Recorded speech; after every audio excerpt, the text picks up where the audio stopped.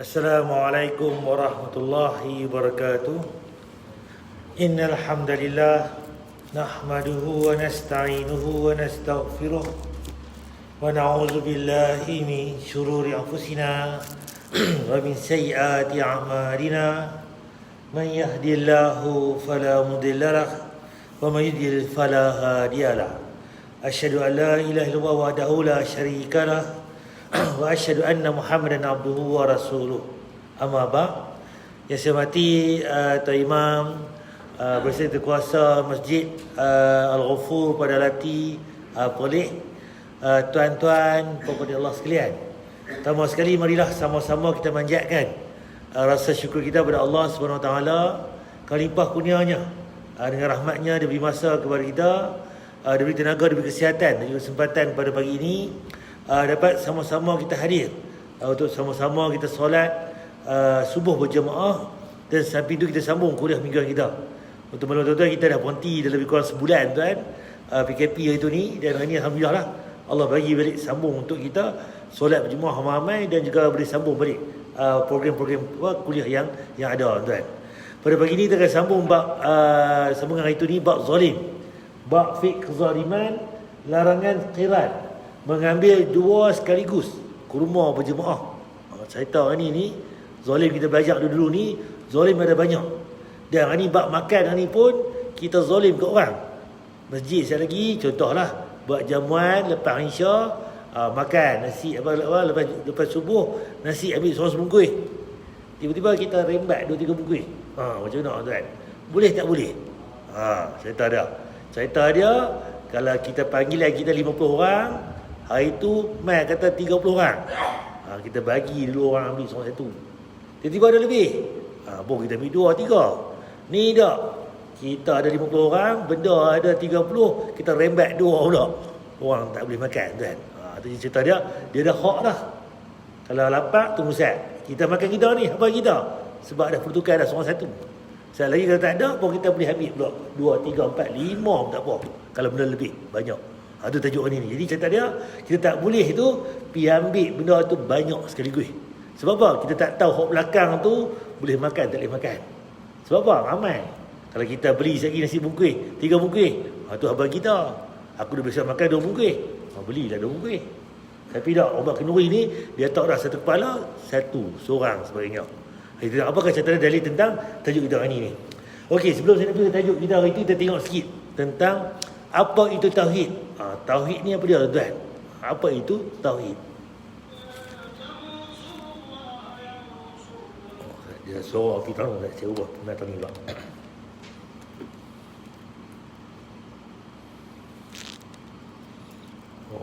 Saya nak ubah tak nama.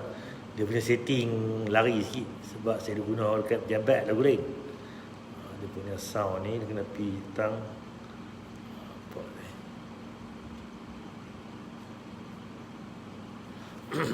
Okey.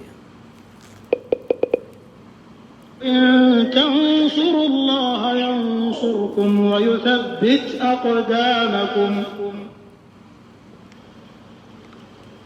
Kita sering mendengar kata tauhid. Tauhid sebagaimana dijelaskan oleh para ulama adalah unsur utama kebahagiaan seorang hamba di dunia maupun di akhirat. Okey, tauhid ni apa dia? Benda yang menyebabkan kita ni bahagia dunia dan akhirat. Dan apa itu tauhid? Modal terbesar bagi seorang hamba untuk meraih keridhaan Allah dan kecintaan Allah di dunia maupun di akhirat adalah tauhid.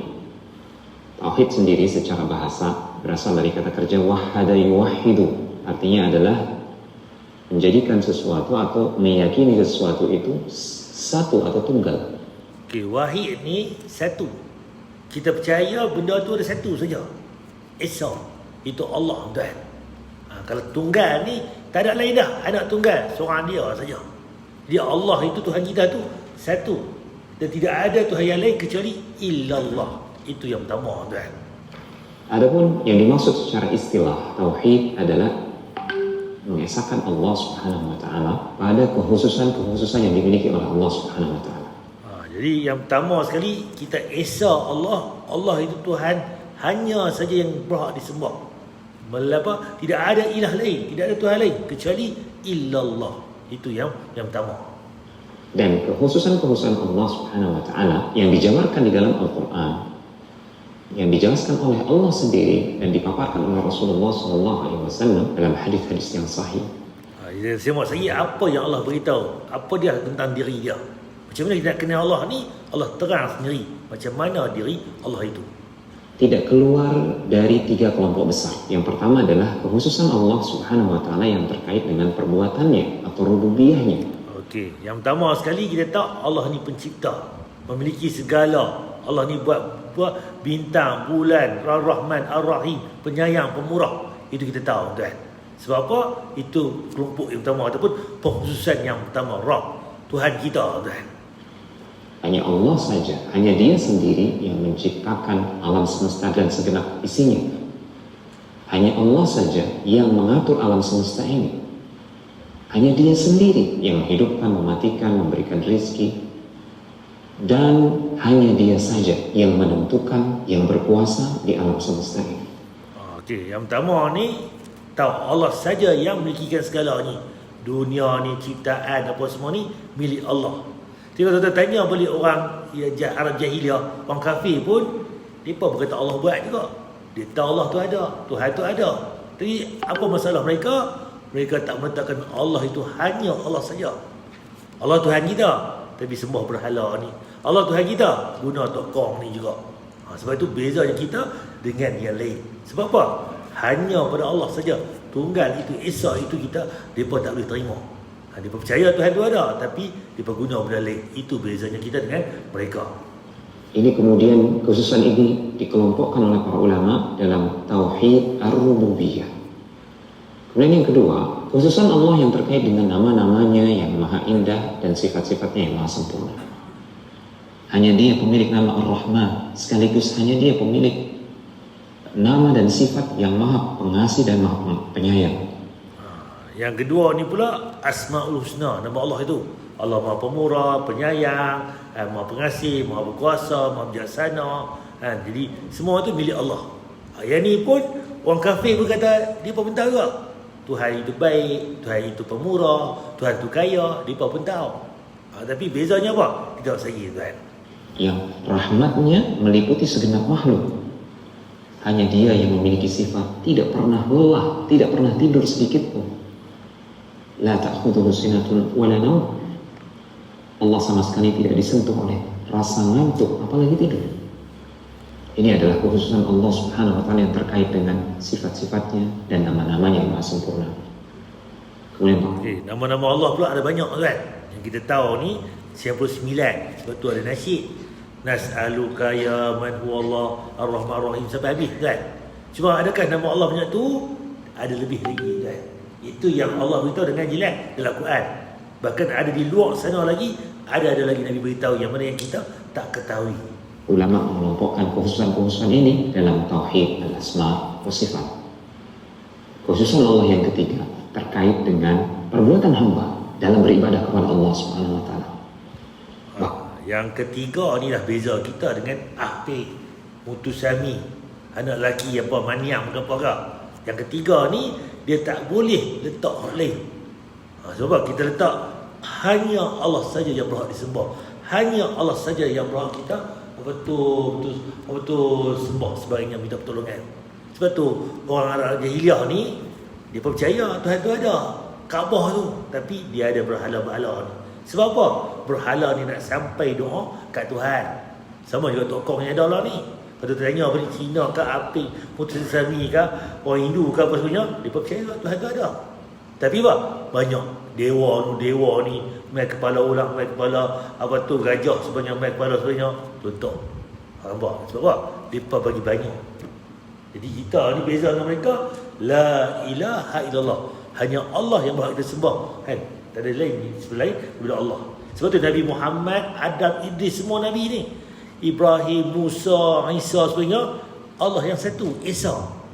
Tapi cara ibadah kita, Nabi Muhammad ikut Nabi Muhammad, Nabi Musa cara dia, Nabi Ibrahim cara dia. Itu syariat. Tapi semua tu balik pada Allah yang satu, la ilaha illallah. Maksudnya hanya Dia, Allah Subhanahu wa taala, hanya Dia yang berhak untuk diibadahi.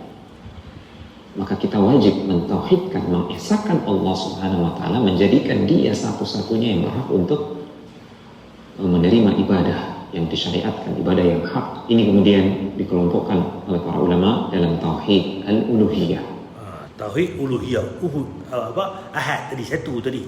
Jadi ini bezanya. Sebab tu kita tak boleh syirik pada Allah. Sebab apa ni? Terapi lah tikan mereka, kukuh menang, boleh 10,000, 100,000, PKP ni pula modal RM1 sehari, contoh. Tak, itu syirik. So tu tadi ni, nampak? Sebab apa? Syirik sebab apa? Kita percaya Allah tu ada, tapi tak sampai perhati. Allah bagi rezeki, Allah bagi macam-macam, tapi nak try tengok kukuh boleh. Nampak? Kita guna benda lain dah. Duit tadi, try tadi, judi tadi, apa lagi sebagainya. Nampak tuan? Syirik ni yang beza kita dengan orang lain. Jadi ada 3 tadi. Asma' wa sifat dan rububiyah, 2 ni agama lain, mereka pun percaya juga. Tapi uluhiyah ni, la ilaha illallah, tiada Tuhan yang disembah melainkan Allah.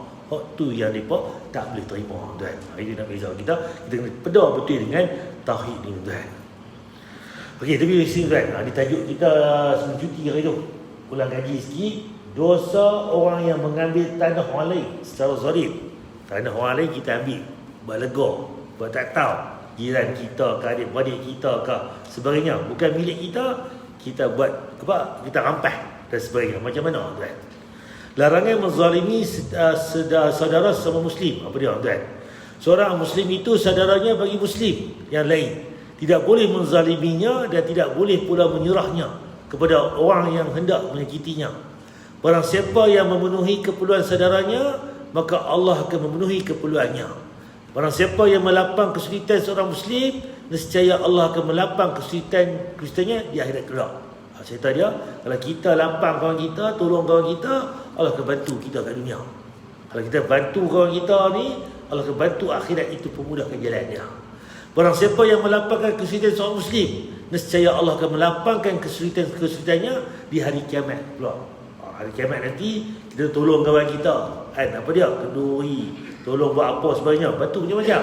Akhirat nanti Allah bantu kita akhirat. Dan barang siapa yang menutupi kesalahan seorang muslim, ada orang tu buat silap apa, kita buat apa, kita buat apa tu, tak mengaibkan dia.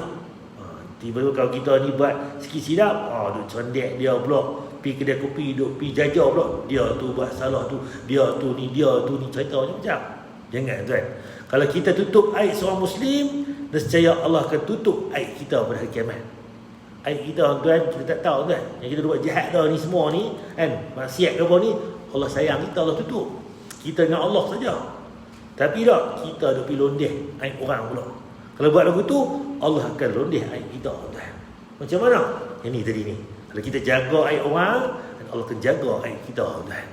Tapi tak, kita lah ni, bila main ni, duk pi kata orang, duk pi, memang dia buat silap. Tapi tak, kita pi, duk pi londeh dia pula. Salah bertengok lah. Kalau kesilapan dia berkaitan dengan diri dia, maksiat ke apa tu, kelemahan dia, dan kita londeh. Tapi kalau dia ni berkaitan dengan negara ke, hak ni sebagainya, dia ni solat mu, dia ni bicara mana apa, yang tu cerita lain pula.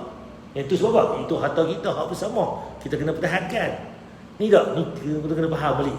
Tapi kita lah ni tak, semua kita londeh tuan. Jangan tuan. Hadis Bukhari, Muslim, Ahmad, Abu Dawud, Tirmizi dan Abdullah bin Umar, daripada Abdullah bin Umar tuan. Dia anak Umar Al-Khattab, Abdullah bin Umar ni. Okey, sikit tuan, hal yang membuat Allah gembira. Benda apa yang Allah sayang ni? Benda apa yang buatkan Allah suka tuan? إن تنصروا الله ينصركم ويثبت أقدامكم. Apa yang paling membuat Allah gembira dari diri Anda? Apakah solat Anda? Apakah haji Anda? Ataukah sedekah Anda? Jawabannya tidak. Apa menyebabkan Allah suka? Sembahyang kita tadi ke Allah suka? Puasa kita ke? Ataupun haji kita ke? Sedekah kita ke? Bagi RM1, hari Jumaat RM5, RM10, demam ke orang lagi sebagainya. Benda-benda ni ke yang Allah suka? Apakah yang Allah suka tuan?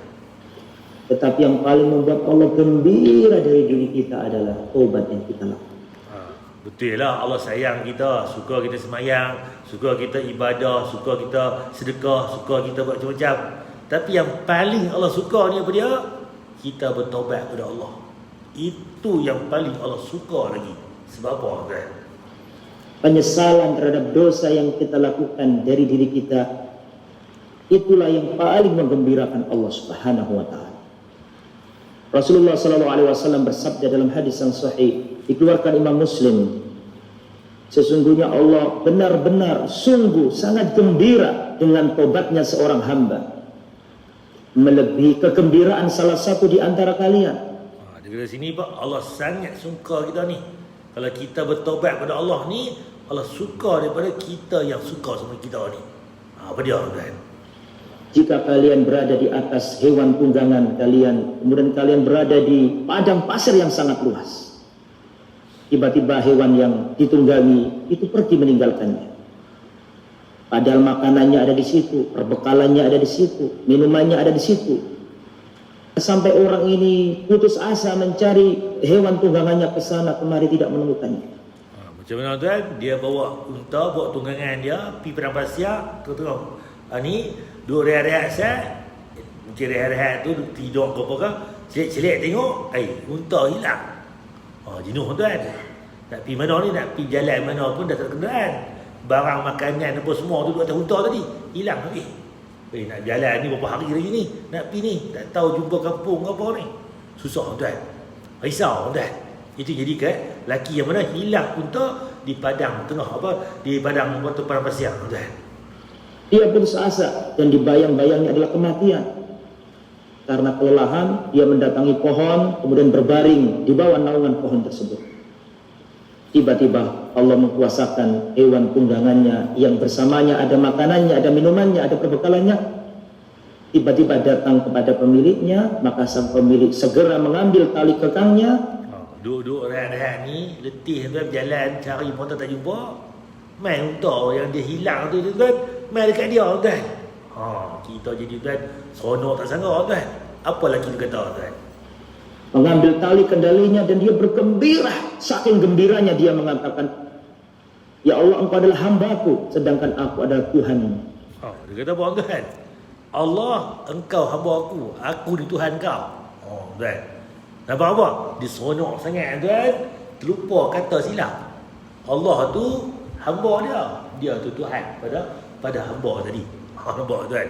Kalau kita tuan syirik tuan ni, dosa besar tuan, kita mengaku kita Tuhan tuan. Nampak? Sejahat-jahat Firaun pun dia kata dia Tuhan. Dia tak katalah apa tu apa hampa apa engkau ni hamba aku. Dia kata dia ni raja, dia boleh hidup orang banyak. Dia hebatlah Firaun ni. Bila kita ni gembira-gembira tuan, sampai terlupa diri. Dikata sebab apa? Terlampau seronok tuan. Saking gembiranya sampai dia salah. Sampai salah kata. Nampak kata kita gembira ni kena tersalah kata. Allah lebih suka lagi pada lelaki tadi.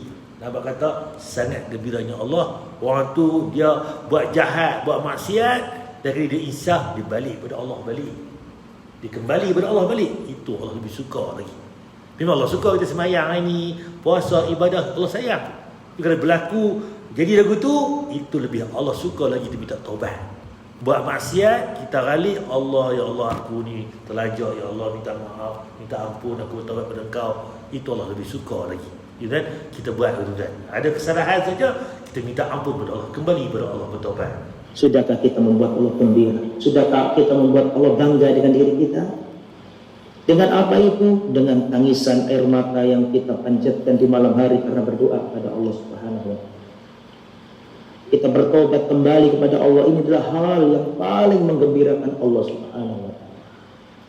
Rasulullah sallallahu alaihi wasallam dalam hadis yang sahih dikeluarkan Imam Muslim, Rasulullah bersabda, Allah Subhanahu wa taala membentangkan tangannya di malam hari untuk menerima taubat dari hamba-hambanya yang melakukan maksiat di siang hari. Dan Allah membentangkan tangannya di siang hari untuk menerima taubat dari hamba yang melakukan maksiat di malam hari. Jadi Nabi kata pintu taubat itu terbuka panjang. Buat dosa malam, Allah kata apa? Dibuka betul tangannya di siang hari. Buat dosa siang, Allah buka bentang tangannya di malam hari. Untuk apa? Untuk bertaubat. Jadi jawapan dia, pintu taubat 24 jam tak tertutup, terbuka. Kalau kedai kanak tu 7-Eleven tu 24 jam, pintu Allah taubat dia lebih besar daripada itu, terbuka kan. Cuma bila lah dia Sama ada kiamat berlaku dulu ataupun kita mati dulu. Itu akhir kita bertaubat. Tak main hak nazak dah, baru nak bertaubat, tak pakai dah tuan. Sebelum kita sakit, sebelum kita mati tuan, itu yang kita kena minta kepada Allah. Bertaubatlah tuan. Pintu taubat ini terbuka sepanjang masa. Sudahkah kita mendatangi penantian Allah menunggu taubat kita? Sudahkah kita bertobat, beristighfar, meneteskan air mata karena menyesali dosa-dosa kita? Bertobatlah, berlarilah menuju Allah Subhanahu wa Ta'ala. Sebab tu tuan, kita bertaubat, kita berlari kepada Allah balik. Kita lajak ni, jauh Nabi ni, balik kepada Allah balik. Itu yang lebih Allah sayang, suka tuan. Okey, tajuk kita hari ni, larangan qiran. Qiran ni apa dia?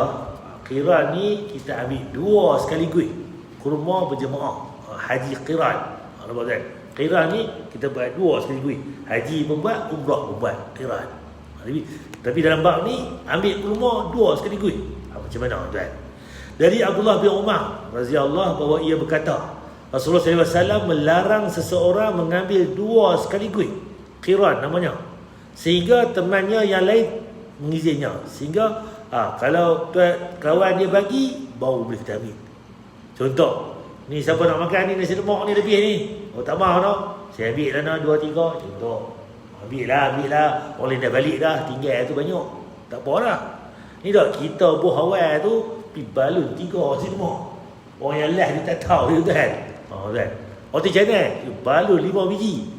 Aku dah habis mayang, aku cepat, aku balun sabar Ustaz tuan, tunggu Ustaz. Sebab apa? Kita tak tahu lagi orang last tu boleh tak boleh. Kalau buat banyak, tak imah abang dah. Saya lagi ambil seorang 2 no, kita buat banyak ni. Tak apalah. 5 kan ni, seorang 5. Bolehkan anak-anak umur. Tak apalah, orang abang lagu tu. Jadi kalau orang tak abang apa, orang kenduri, ambil 1 dulu. Dan kita pergi ambil 2-3 tuan. Ni dalil dia. Tapi kalau kawan sebelah ni, Mat, aku ni tak lalu ni, apa kuih ni. Kan aku makan nasi je, kuih ni ambil lah. Tak apa lagi kita ambil. Sebab apa tadi?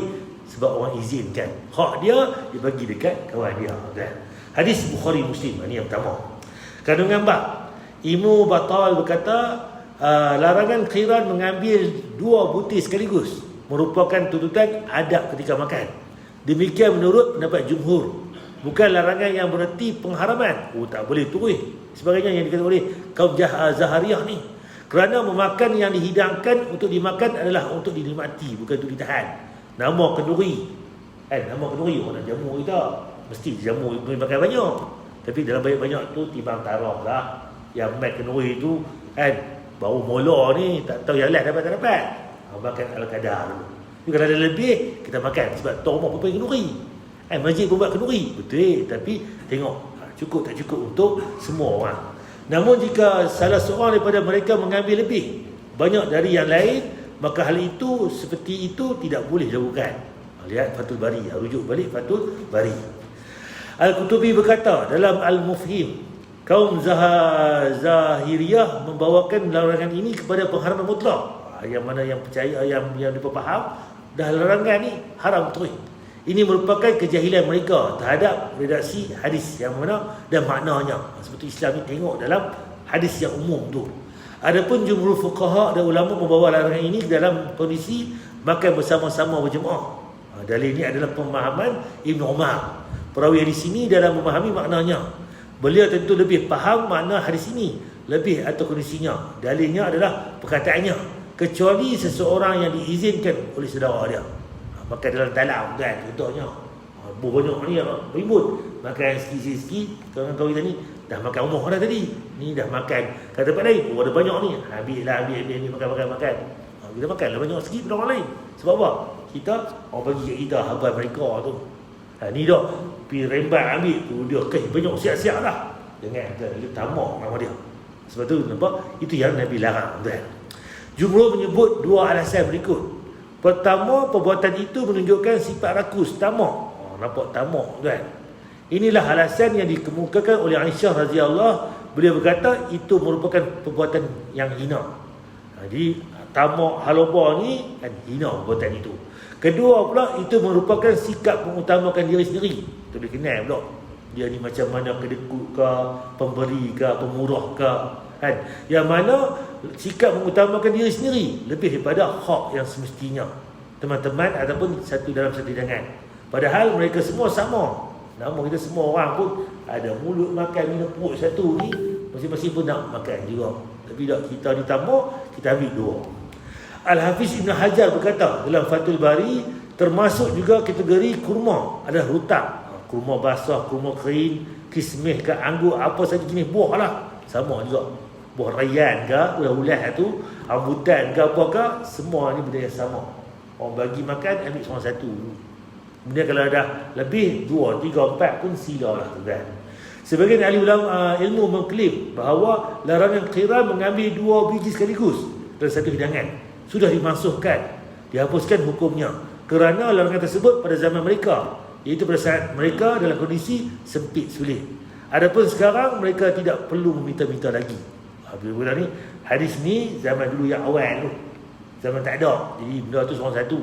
Kalau zaman kita lah pun tak ada masalah lah. Orang main rambutan, tu dia kan 2, 3, 4, 5 kilo, ambil lah 2, 3, 4 biji makan, tak ada masalah. Orang pun tak heran lah. Tapi kalau buah rayyan tu bersangkit, tengoklah seorang sulah dulu makan, ada ruang lagi, ambil 2 kilo lah, benda sikit tak banyak. Kalau benda banyak tuan, makanlah, tak ada masalah. Itu yang ulama bincang. Okey, last sekali tuan, keutamaan sedekah ketika sebiji kurma kecil tadi jelma jadi sebesar gunung. Macam mana tuan? إن تنصروا الله ينصركم ويثبت أقدامكم. Di akhirat kelak ulama akan membawa pahala ilmunya. Ahli salat akan membawa pahala salat. Ahli puasa akan membawa pahala puasanya. Nampak? Semua orang ni ahli ilmu, dia mengajar, dia ada ilmu, dia dapat pahala dia. Orang puasa bawa pahala dia. Orang yang mana sedekah bawa pahala sedekah. Masing-masing ada pahala masing-masing. Ahli Al-Quran akan membawa pahala tilawahnya, sementara ahli sedekah akan membawa semua pahala ahli ilmu. Ahli salat, ahli puasa dan ahli Al-Quran. Kenapa? Macam mana tuan? Kita sembahyang bawa pahala sembahyang, orang puasa bawa pahala puasa. Tapi orang yang sedekah ni, dia boleh ambil pahala orang lain semua, buh kat dia tuan. Macam mana tuan? Karena dengan hartanya dia telah membantu tersebarnya ilmu. Dengan hartanya dia telah membantu pembangunan atau renovasi masjid, tempat ahli salat melakukan salat. Dengan hartanya dia memberikan makan orang-orang yang berpuasa. Dengan itu dia meraih pahala orang-orang yang berpuasa. Dengan hartanya dia telah mencetak serta menyebarkan Al-Quran dan kitab-kitab para ulama. Semua pahala mereka akan diraih oleh ahli sedekah. Sebab apa? Dengan duit sedekah dia tu, dia boleh dapat semua. Dengan ada masjid ni, orang boleh sembahyang berjemaah. Dia demar masjid, dia buat masjid, dia bagi infak kan. Dengan masjid boleh buat kuliah-kuliah kita ni. Dengan masjid pula macam-macam kan. Jadi semua tu dapat pahala lah. Orang baca Quran sebenarnya, dia boleh pahala selagi mana orang beribadah dalamnya tuan. Wallahi demi Allah, kelak di akhirat ahli sedekah adalah orang yang paling bahagia dengan pahala sedekah. Pahala besar yang tidak dia sangka-sangka. Man tasaddaqa bi'adli tamratin min kasbin tayyibin wa la yaqbalu Allahu illa at-tayyib fa inna Allah yataqabbaluha bi yaminihi thumma yurabbiha li sahibiha kama yurabbi ahadukum faluwah hatta takuna mithla al-jabal. Kalau siapa bersedekah walau hanya senilai 1 biji kurma dari hartanya yang baik, Allah tidak menerima kecuali dari yang baik saja. Allah akan menerima sedekah tersebut dengan tangan kanannya. Allah akan memelihara dan mengembangkan pahala sedekah tersebut, sebagaimana salah seorang di antara kalian memelihara dan membesarkan kuda kecilnya, hingga kelak di akhirat tiba-tiba dia melihat pahala sedekahnya sebesar gunung. Allahu Akbar. Hadis ini sahih riwayat Al-Bukhari dan Muslim. Nampak tuan, sedekah tuan halal kurma aja, tapi ikhlas tuan kerana Allah Taala, Allah ambil apa tu derma tadi, sedekah tadi dengan kanan Allah, dengan kanan Allah. Allah bagi pula belah sedekah tadi tu. Macam mana kita belah kuda, belah kambing, belah apa tu kecil tuan jadi besar. Lain kali tuan, pahala apa kurma sedekah kecil tadi tu besar macam mana akhirat nanti? Sebesar gunung tuan. Tu dia tuan. Janji ikhlas. Ni dah ustaz, tunggu Ustaz, nak tunggu duit banyak dulu. Gaji dah ni dapat sebulan dapat sehari RM50 dan dapat RM100 dulu. Dah dapat RM100 nanti. Tunggu RM1,000 dulu. Tak dekah kan, dia tunggu lagu tu. Ada RM100 bagi sekupang. Kalau kita ada rezeki. Ada RM10 bagi RM1. Ada RM100 bagi RM10. Contoh. Nak tunggu banyak pakai dok tuan. Kalau betul tuan, habis tak ada buah kurma pun Allah sayang suka tuan. Janji ikhlas dengan Allah Taala. Kan? Dengan benda ikhlas tu Allah kata besar dia sampai sebesar bukit tuan. Jadi benda ni sangat besar. Jadi saya bagi dekat ni, jadi cerita dia nampak lekeh je buah kurma sebutir, tapi Allah belah benda tu sampai jadi besar. Kita pun terkejut nanti, main mana pahala banyak ni. Kita ikhlas dengan Allah Taala, kita buat tuan. Mana yang mampu kita buat. Yang ada Allah ni buat cara ada tu. Yang duk tunggu nanti dah kaya hebat punya, mustahil tuan. Bahkan nanti bila dah kaya nanti kedekut pula dah. Dia rasa macam ni. Dia main perasaan lain. Lah ni apa yang ada buatlah tuan. Sebab sedekah itu menambah rezeki kita sebenarnya. Allah alam. Seperti ni tuan-tuan nak tanya apa untuk tajuk kita hari ni berkaitan dengan buah kurma tadi ni qiran. Nak ambil apa-apa pun jangan ambil dua lagi. Satu dulu mula. Ada lebih tu boleh 2, 3. Nak makan pun samalah. Makan dulu sikit, yang pulut banyak. Dah kali apa yang dikendong pun berciciran tuan. Sila. Ya. Ya, baik. Sembahyang Jumaat. Okey. Khutbah. Okey. Okey. Ya.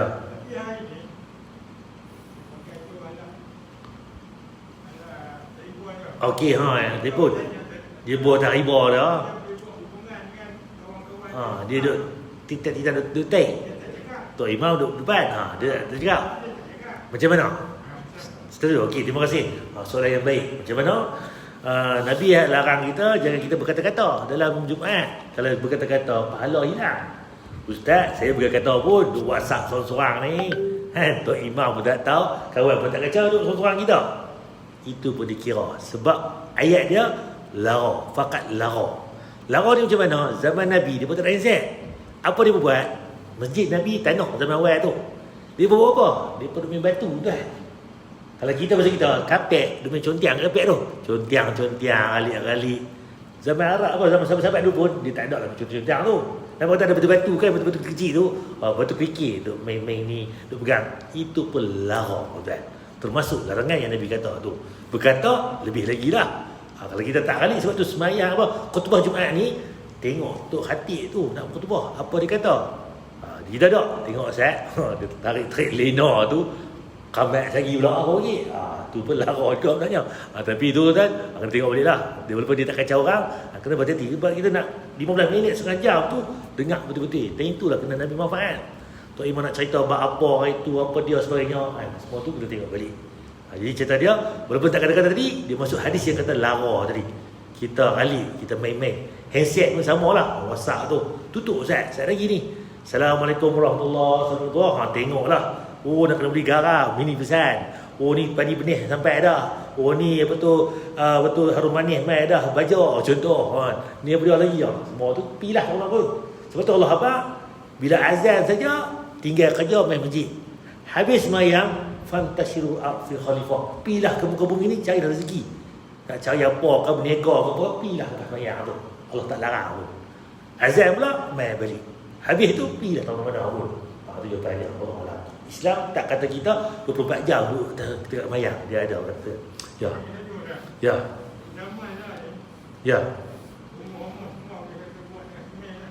Oh pada semai. Ya.